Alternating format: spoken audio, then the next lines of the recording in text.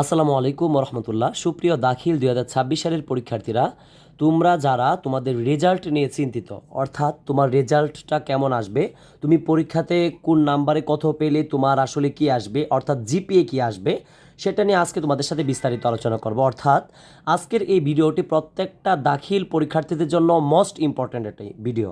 তো আমি বলবো, যারা তোমরা ভিডিওটা দেখা শুরু করেছো, তুমি একদম শেষ পর্যন্ত আশা করি ভিডিওটা দেখবে। এটা দেখলে তুমি বুঝতে পারবে তোমার রেজাল্টটা কেমন হবে, তোমাকে মানে কোন বিষয়টাতে কত নাম্বার পেতে হবে। ঠিক আছে, একদম ক্লিয়ার করে বুঝিয়ে দেবো। তো ভিডিওটা শুরু করার আগে আমার একটা ছোট্ট রিকোয়েস্ট থাকবে, যারা তোমরা ভিডিওটাতে ক্লিক করেছ অবশ্যই একটা লাইক দিয়ে চ্যানেলটি সাবস্ক্রাইব করে পাশে থাকবে, এটা তোমাদের কাছে একটা আবদার থাকবে। এবং পাশাপাশি আমাদের নিজস্ব তৈরি করা যে সাজেশনটি আমরা তৈরি করেছি, এই সাজেশনটি যারা এখন পর্যন্ত সংগ্রহ করেনি, স্ক্রিনে দেওয়া হোয়াটসঅ্যাপ নাম্বারে আমাদের সাথে সাজেশনটি সংগ্রহ করতে পারো।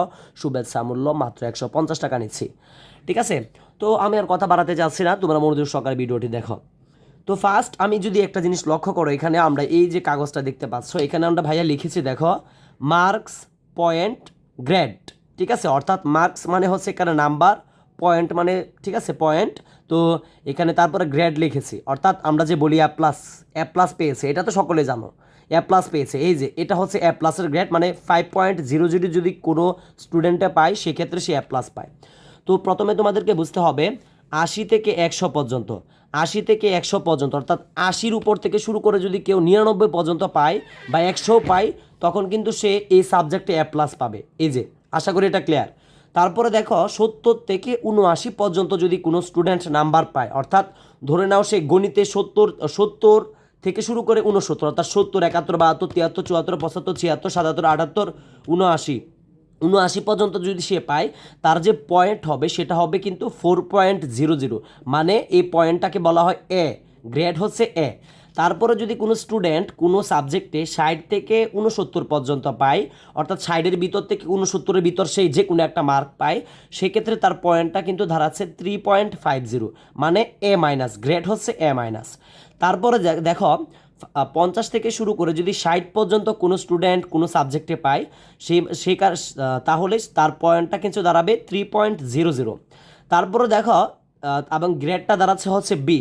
এবং 40 থেকে যদি 49 কোনো স্টুডেন্ট পায় কোনো সাবজেক্টে, ঠিক আছে, তো সেই ক্ষেত্রে তার পয়েন্ট দাঁড়াবে 2.00, মানে গ্রেড হচ্ছে কিন্তু সি। এবং সর্বশেষ দেখো যে গ্রেডটা চলে, এটা দিয়ে একটা স্টুডেন্ট পাস করতে পারবে, অর্থাৎ 33 থেকে 39 পর্যন্ত, অর্থাৎ তুমি একটা সাবজেক্টে 33 পাইলা, 34 পাইলা, 35 পাইলা, এভাবে 39 পর্যন্ত যদি কোনো স্টুডেন্ট পায়, সেক্ষেত্রে তার পয়েন্ট থাকবে হচ্ছে 1.00, মানে গ্রেড হচ্ছে ডি।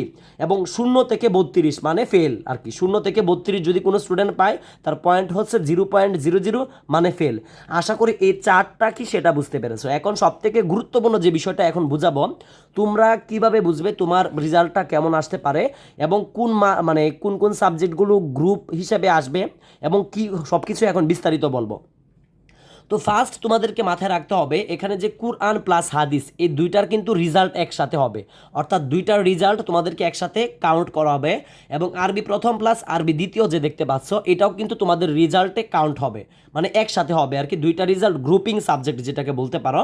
তো এটা আমি আরও অনেক ভালো করে একটা জিনিস বুঝাবো, যেটা অনেক স্টুডেন্টে তোমরা বুঝো না, আমাকে অনেকে অনেক সময় হোয়াটসঅ্যাপে নক দিয়ে বলে এই জিনিসটা বোঝার জন্য, যে কারণে ভিডিওটা বানাতে বাধ্য হয়েছে। তো ইংরেজি ফার্স্ট পেপার প্লাস ইংরেজি দ্বিতীয়, এটাও কিন্তু হচ্ছে তোমার যে গ্রুপিং সাবজেক্ট, বাংলা প্রথম প্লাস বাংলা দ্বিতীয়, এগুলো হচ্ছে গ্রুপিং সাবজেক্ট, মানে দুইটা সাবজেক্টের রেজাল্ট একসাথে দেবে। তো এখন কথা হচ্ছে, তুমি ধরো কুরআন প্লাস হাদিস, এই দুইটা সাবজেক্টে তুমি কথার কথা কুরআনে পেয়েছো হচ্ছে 70 নাম্বার এবং হাদিসে পেয়েছো 90 নাম্বার। ঠিক আছে, কুরআনে পেয়েছো 70 নাম্বার, হাদিসে পেয়েছো 90 নাম্বার, কত হচ্ছে 70 যোগ 90, এই দেখো 160 হচ্ছে। ঠিক আছে, 90 যোগ 70, দেখো আমরা কি জানতাম যে 70 থেকে 79 পর্যন্ত কোনো স্টুডেন্ট যদি নাম্বার পায়, সেক্ষেত্রে সে 4.00, মানে এ প্লাস পাবে না, এ পাবে। তারপরেও যেহেতু এটা গ্রুপিং সাবজেক্ট, সে কারণে 70 যদি কোরআনে পাও, হাদিসে তুমি পাও যদি আবার মানে 90, সেক্ষেত্রে তুমি এ প্লাস পাচ্ছ, মানে 8 একে 8, 8 দুগুণে 16, 160, সিস্টেমটা বুঝবা।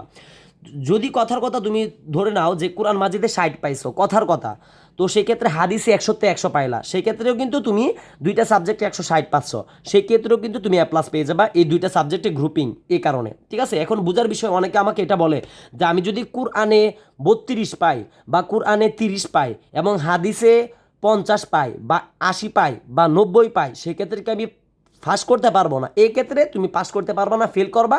গত বছর অর্থাৎ পরবর্তী বছরে তোমাকে আবার দুইটা সাবজেক্টের পরীক্ষা দিতে হবে।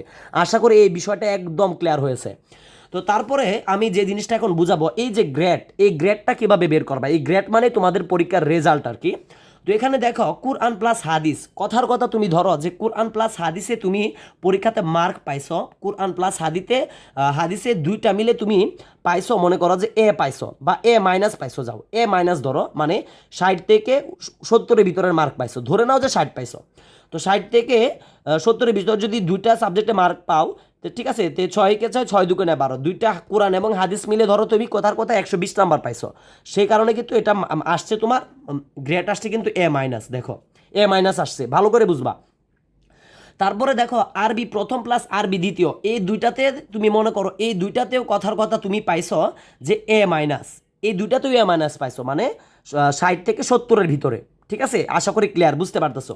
এই দুইটা সাবজেক্টও ধরো আরবি প্রথমে পাইছো 60, আরবি দ্বিতীয়তে পাইছো 60, 60 কত হচ্ছে 120, মানে 120 মানে কি, যেহেতু 6 থেকে 69 আমরা এখানে ধরছি, অর্থাৎ 60-এর উপরে 70-এর ভিতরে থাকলেই হচ্ছে। তো এটা যদি আমরা যুক্ত করি দুইটা সাবজেক্টের 120 হচ্ছে বা 121, বা এটা থাকবে কিন্তু যতর ভিতরেই থাক, এটা আশা করি বুঝতে পারতেছো। তো এটা মার্কটা হচ্ছে কিন্তু এ মাইনাস। এখন যে আকাইদ ও ফিকহ, এটা কিন্তু একসাথে একটা সাবজেক্ট। ধরো আকাইদ ও ফিকে তুমি পাইছো এ প্লাস, ভালো করে বুঝবা, এ প্লাস। ইংরেজি ফার্স্ট পেপার প্লাস ইংরেজি দ্বিতীয় এই দুইটাতেও ধরো তুমি এ প্লাস পাইছো।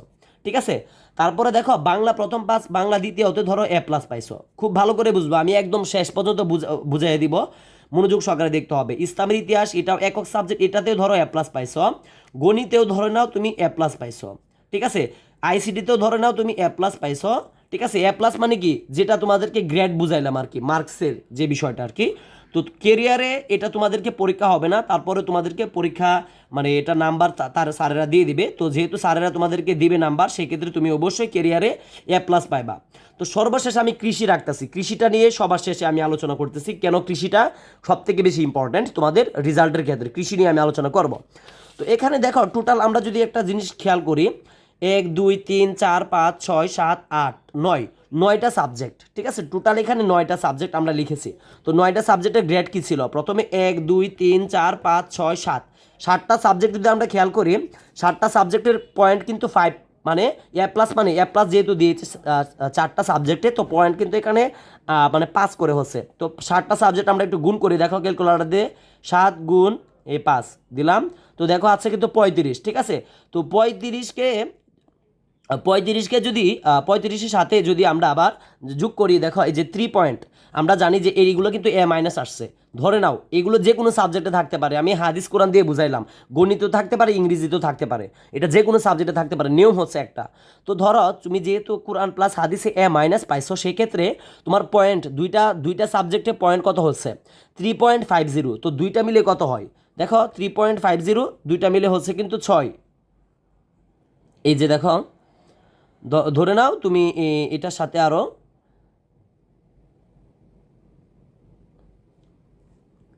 যোগ করলা 6, 41 আসছে।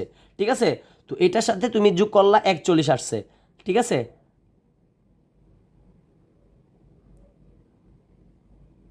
দুঃখিত, এটা 7 হবে আর কি, 7 আমার সে কারণে সমস্যাটা হচ্ছিল।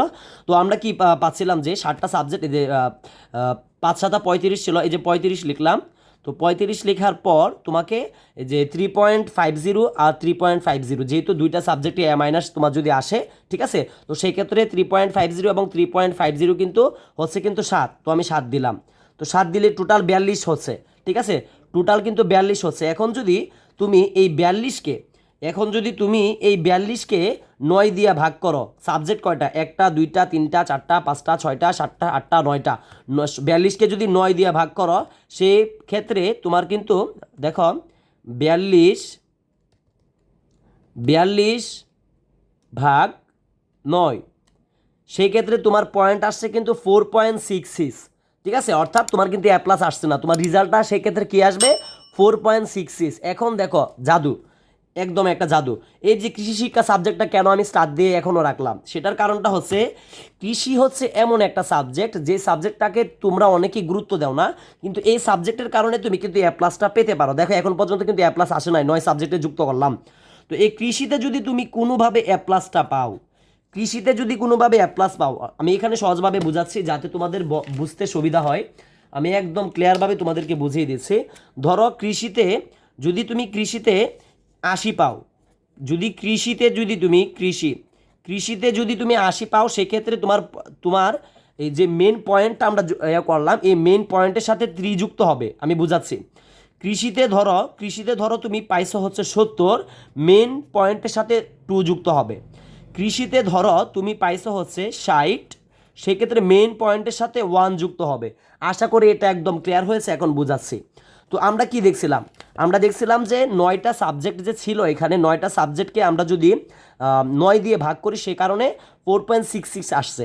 তো এখানে যে এ প্লাস তুমি যদি কৃষিতে পাও, সেক্ষেত্রে এ প্লাস পাইলে কিন্তু 3 যুক্ত হবে। দেখো আমরা একটু আগে 42 দেখছিলাম, এই যে 42-এর সাথে যদি আমরা যোগ করি 3 যোগ করলে হচ্ছে 45কে যদি ভাগ করি 9 দিয়া, সেক্ষেত্রে কিন্তু 5 আসছে। মানে কি জিপিএ 5, মানে কি 5.00 তুমি এ প্লাস পাবা। অর্থাৎ এই দুইটা সাবজেক্টে যদি এ প্লাস নাও পাও, সেক্ষেত্রেও কিন্তু তুমি যদি কৃষিতে এ প্লাস পাও, সেক্ষেত্রে কিন্তু তোমার 3 পয়েন্ট যুক্ত হয়ে তুমি এ প্লাসটা পাইতেছো। যে কারণে কৃষি সাবজেক্টটা খুবই গুরুত্বপূর্ণ একটা সাবজেক্ট। এখন অনেকে বলবা, তো এখানে তো দুইটা আপনি এ মাইনাস দিয়ে বুঝাইছেন, তো আমি যদি দুইটা না, আমি যদি এ মাইনাস ধরো আমি এখানে কেটে দিলাম, আমি তোমাদের সহজে বুঝাচ্ছি। মনে করো যে এ মাইনাস এভাবে কেটে দিলাম, ঠিক আছে? এই যে আমি এ মাইনাসগুলো এভাবে কেটে দিলাম, এটাও কেটে দিলাম, এটাও কেটে দিলাম, এটাও কেটে দিলাম, বুঝবা? তার মানে কি তুমি এ প্লাস পাইছো কয় সাবজেক্টে? একটাতে এ প্লাস পাইছো, দুইটা। কৃষি বাদ দিচ্ছি, কৃষিটা পরে বুঝাবো, সবসময় কৃষিটা পরে যুক্ত করব। কৃষি বাদ, এটা যেহেতু অপশনাল, কৃষিটা কিন্তু অপশনাল সাবজেক্ট, এটা অপশনাল সাবজেক্ট। তো একটা, দুইটা, তিনটা, চারটা, পাঁচটা, ছয়টা, ঠিক আছে? দেখো তিনটাতেও যদি তুমি 70 থেকে 80 পাও, সেক্ষেত্রে যদি কৃষিতে এ প্লাস পেতে পারো, সেক্ষেত্রেও তোমার কিন্তু প্লাস থাকবে। তো এই যে দেখো আমি যদি এখানে তোমাদেরকে ছয় রয়েছে, মানে তোমার যে পয়েন্টটা যুক্ত করেছিলাম, ঠিক আছে? 5, 6, 30 নাম্বার, এই যে 30 লিখলাম, 30 লেখার পর যদি আমি 9 দিয়ে ভাগ করি, সেক্ষেত্রে কিন্তু 3.33 আসতেছে। তো এখানে যদি আবার এ তিনটা সাবজেক্টের এ যদি আমি আবার পয়েন্ট যুক্ত করি, ঠিক আছে? এই যে পয়েন্ট যদি যুক্ত করি আবার, তো সেই ক্ষেত্রে দেখো আমি 30 হচ্ছিল কিন্তু। তো এখানে দেখো এই যে 30 লিখলাম প্লাস তিনটা সাবজেক্টের এ, মানে 4, ঠিক আছে? 4 একে 4, 4 দুকোণে 8, 3 4 12, এই যে 12 নাম্বার লিখলাম। দেখো 30 যোগ 12 নাম্বার, তো সেই ক্ষেত্রে হচ্ছে 42, ঠিক আছে? 42 কিন্তু হচ্ছিল। তো আবার যদি আমি এটাকে ভাগ দিই হচ্ছে 9 দিয়ে, সেক্ষেত্রেও কিন্তু ফল দাঁড়াচ্ছে 4.66। মানে তারপরে যদি আমি 3 পয়েন্ট যুক্ত করি, এখানে দেখো এই যে 42 ছিল, 42-এর সাথে আমি যদি 3 যোগ করি, সেক্ষেত্রে যে দেখো 42 যোগ 3 হচ্ছে কিন্তু 45, ভাগ হচ্ছে 9। এই দেখো এ প্লাস কিন্তু এসে পড়েছে। আশা করি একদম ক্লিয়ার। যদি কোনো জায়গায় বুঝতে অসুবিধা হয়, আমি আবার বলবো, আবারও প্রথম থেকে দেখবা। তার মানে কি বুঝতে পারলা? তোমার যদি 3টা সাবজেক্টেও যদি এ প্লাস ছুটে যায়, মন খারাপ করার কিছু নাই, বাকি পরীক্ষাগুলো ভালো করে দিতে হবে। 3টা সাবজেক্টও যদি তোমার এ প্লাস ছুটে যায়, তোমার যদি এই কৃষি সহায়ক মানুষটা থাকে, এই কৃষি ব্যক্তিটা যদি শুধু তুমি এ প্লাস পাইতে পারো এই কৃষিতে, সে কারণে আমি বলবো কৃষির সাথে সম্পর্কটা এখন থেকে খুব ভালো থাকতে হবে। যাদের ইতিমধ্যে কোরআন হাদিসটা একটু খারাপ হয়েছে, ভাবতেছো যে আমার মনে হয় কোরআন হাদিসে এ প্লাস থাকবে না, বা কোরআনে খারাপ হয়েছে, তো কোরআনে যদি খারাপ হয় তুমি হাদিস দিয়ে পুষাইবা। ধরো কোরআন হাদিসে বা আরবি প্রথম পত্র, আরবি দ্বিতীয়ত তুমি এ প্লাস পাও নাই, তুমি মনে মনে ভাবলা বাসায় গিয়া, তো আমি এখানে এ প্লাসটা পাবো না, হয়তো আমি হয়তো আরবি প্রথম পত্রে 60 পাবো, আর আরবি দ্বিতীয় পত্রের সর্বোচ্চ 60 অথবা 65 পাবো। তো দুইটার কিন্তু গ্রেড যদি আমরা একটু আগে যেটা বুঝাইছিলাম, সেক্ষেত্রে গ্রেড কিন্তু 3.50, মানে এ মাইনাস আসছে। এ মাইনাস এসেও কিন্তু তুমি যদি সকল সাবজেক্টে পরেরগুলো ভালো হয়, এবং কৃষি, তোমার এই যে কৃষি সাবজেক্টটা বন্ধু বলবো আমি তোমাদেরকে, কৃষি সাবজেক্টটা হচ্ছে তোমাদের জন্য বন্ধু একটা সাবজেক্ট। এখানে যদি তুমি খালি এ প্লাসটা পেতে পারো, সেক্ষেত্রে কিন্তু তুমি আবার জিপিএ 5টা পাচ্ছ। আশা করি একদম ক্লিয়ার হয়েছে। আমি যেভাবে বুঝিয়েছি, এটা যদি কেউ স্টুডেন্ট মনোযোগ সহকারে দেখে থাকে, সে অবশ্যই বুঝতে পারবে, তাতে কোনো বিন্দুমাত্র সন্দেহ নাই। তোমরা আশা করি একদম ক্লিয়ার বুঝতে পারছো।